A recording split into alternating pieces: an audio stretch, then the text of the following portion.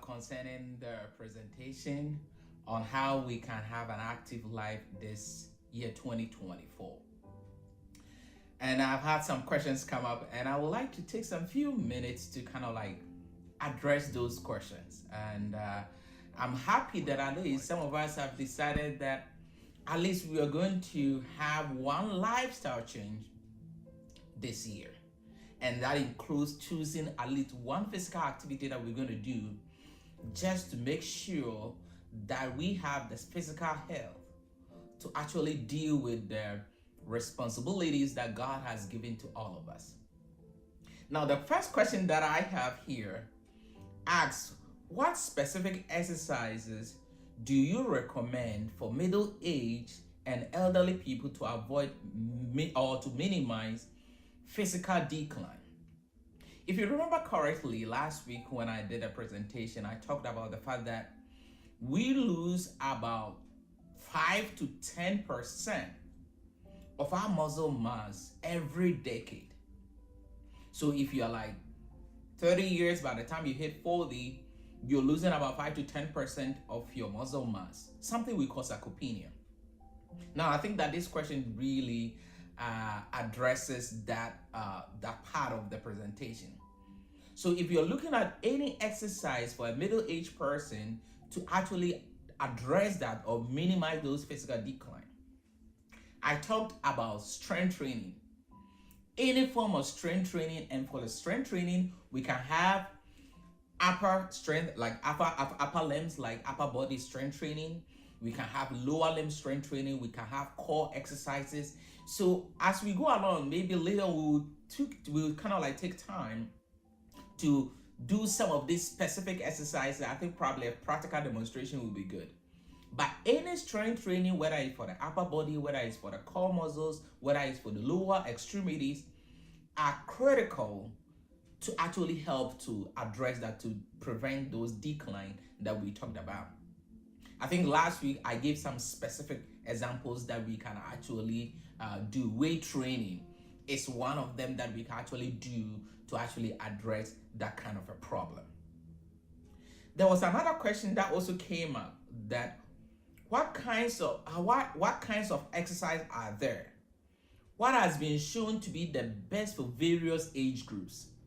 The question again, what kinds of exercises are there?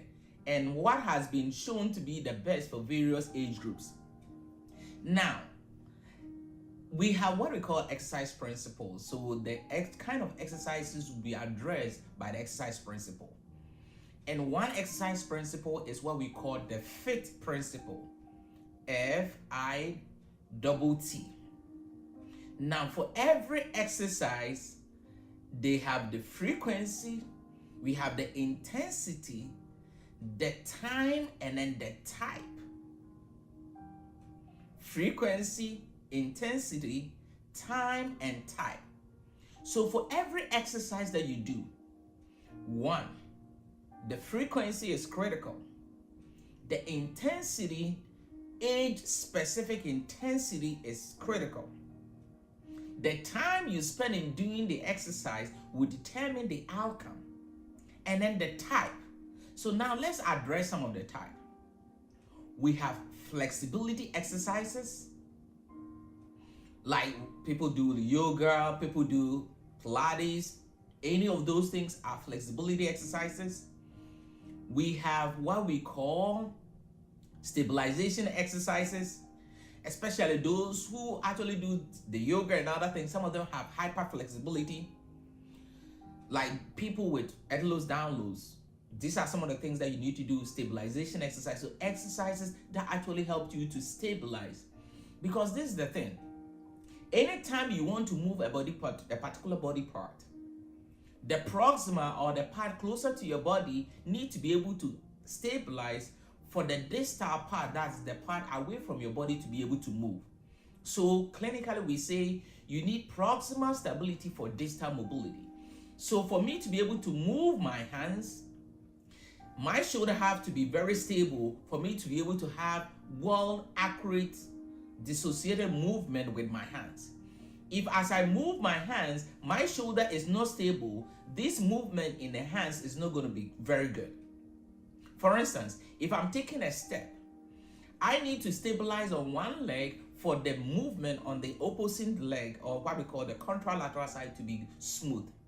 If I don't have stability on this side, the movement on this side is not going to work well.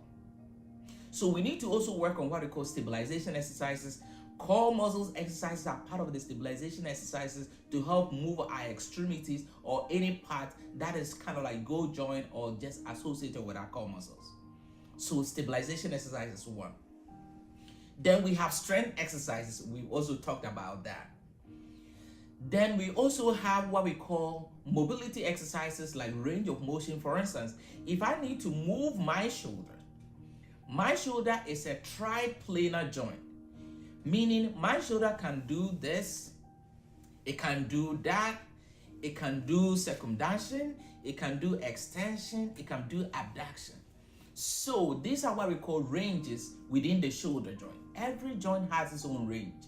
So if I'm working on the shoulder, I need to be able to make sure that all these ranges and movement in the shoulder are addressed. So these are some of the exercises that we can do. So we can do exercises that help to be able to get the range. So if you don't have the shoulder range, some of your exercises can be geared towards getting all the ranges in the shoulder. If I think that what the work that I do, I use my upper body, I need to probably get some strength stabilization exercises to build that. And you need to get some flexibility exercises, because sometimes we do a lot of strength training and the muscles tighten up so much that we need. So you need a combination of all these exercise types to make us very well-rounded people. Now, the next thing that question that came up was that if I have bad knees, can I reinitiate running as part of my exercise habit? The answer is yes and no. Depending on the state. For instance, if somebody have a bad knee and the person is overweight, it is contrary indicated for the person to be running with that heavy weight on the knee. The reason being that the knee needs to be able to have the strength to tolerate the consistent pounding on the knee with that body weight. And anytime, like I mentioned last week, your activity exceeds your tolerance, pain is produced. So if somebody have excess body weight, what we want to do is, one, build some strength in the quad muscles, improve the range. If they don't, then we have what we call graded exposure. We gradually introduce some of these activities that they want to go back to, what we call the prior level of function activity. Some of them include the running.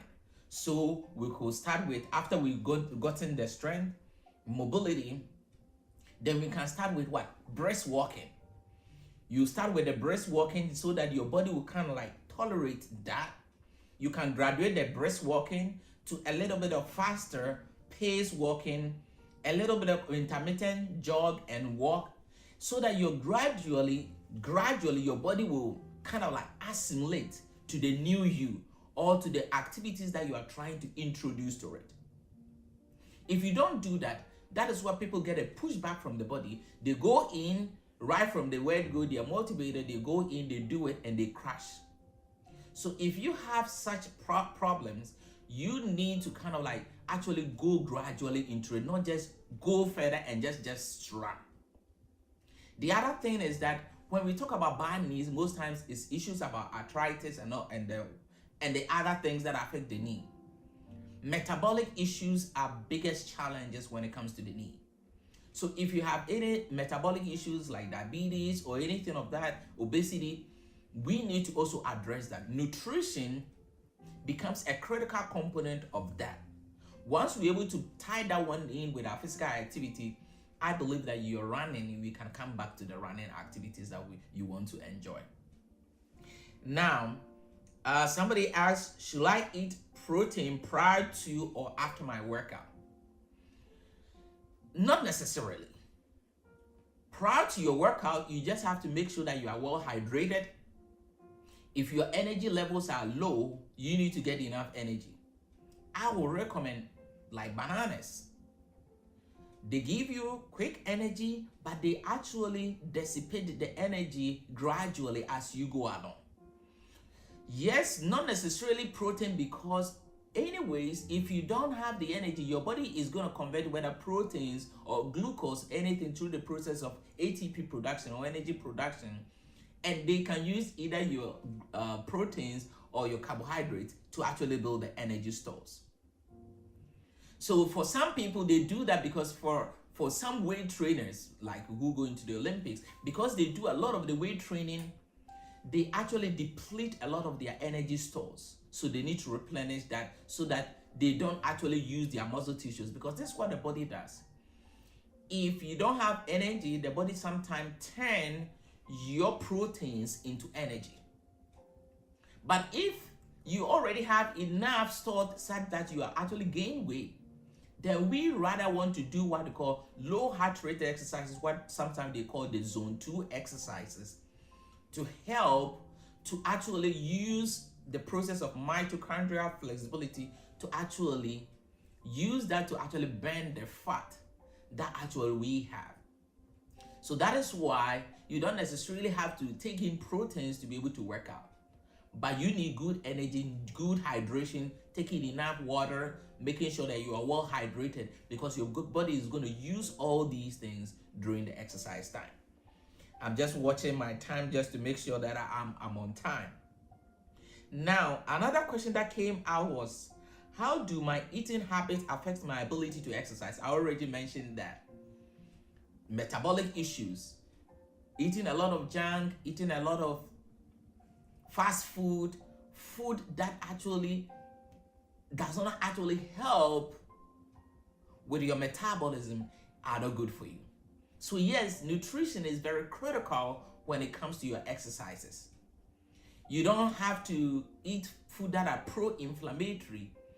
These food actually, when it happens, it gets inflammation into the joint, the nerves hate inflammation. So you need good plant-based proteins, getting yourself hydrated, and you should be good to go.